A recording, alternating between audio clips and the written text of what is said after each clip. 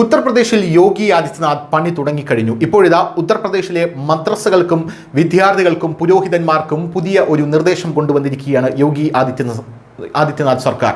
രാജ്യതലസ്ഥാനമായ ഡൽഹിയിൽ അടുത്തിടെയുണ്ടായ സ്ഫോടനത്തിന് ശേഷം ഉത്തർപ്രദേശിലെ യോഗി സർക്കാർ സുരക്ഷയുടെ കാര്യത്തിൽ വലുതും പ്രധാനപ്പെട്ടതുമായിട്ടുള്ള ഒരു നടപടിയാണ് സ്വീകരിച്ചിരിക്കുന്നത്. സുരക്ഷാ ഏജൻസികളെ ജാഗ്രത പാലിക്കുക എന്ന ലക്ഷ്യത്തോടെ UP സർക്കാർ ഒരു പുതിയ പ്രോട്ടോകോൾ നടപ്പിലാക്കിയിട്ടുണ്ട്.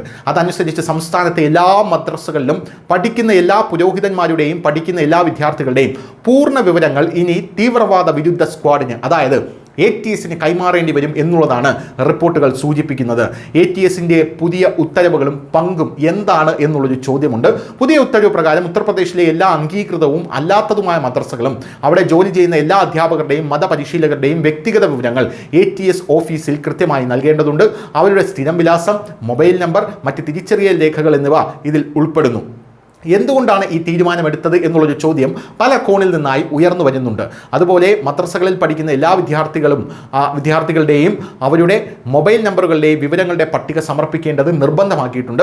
സ്രോതസ്സുകൾ പ്രകാരം ഈ പ്രക്രിയ വെറും ഡാറ്റ ശേഖരണമോ സർവേയോ മാത്രമല്ല, മറിച്ച് ഏതെങ്കിലും സ്ഥാപനത്തിൽ സംശയാസ്പദമായ ഘടകങ്ങളുടെ സാന്നിധ്യം സമയബന്ധിതമായി തിരിച്ചറിയാൻ കഴിയുന്ന ഒരു സുരക്ഷാ ഓഡിറ്റിന്റെ ഭാഗമാണ് ഇത് എന്നുള്ളതാണ് പ്രധാനപ്പെട്ട കാര്യം. കഴിഞ്ഞ കുറച്ച് മാസങ്ങളായി ചില മദ്രസകളിലും സ്വകാര്യ മതസ്ഥാപനങ്ങളിലും പുറത്തു നിന്നുള്ള യുവാക്കളുടെ എണ്ണം വർദ്ധിച്ചു വരുന്നതായി രഹസ്യാന്വേഷണ ഏജൻസികൾക്ക് മുന്നറിയിപ്പ് ലഭിച്ചിട്ടുണ്ട്.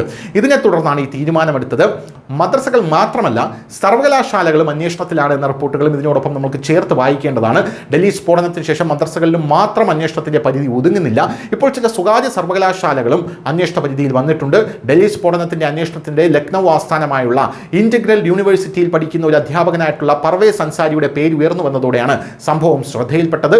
ഇതിനുശേഷം രഹസ്യാന്വേഷണ ഏജൻസികൾ സർവകലാശാല ഭരണകൂടത്തിന് ഇനി പറയുന്ന നിർദ്ദേശങ്ങൾ നൽകിയിട്ടുണ്ട്. ജമ്മു കശ്മീരിൽ നിന്ന് വരുന്ന എല്ലാ പ്രൊഫസർമാരുടെയും ഐഡന്റിറ്റികളും രേഖകളും നൽകുക. ജമ്മു കശ്മീരിൽ നിന്ന് പഠനത്തിനായി വരുന്ന വിദ്യാർത്ഥികളുടെ രേഖ സമർപ്പിക്കുക.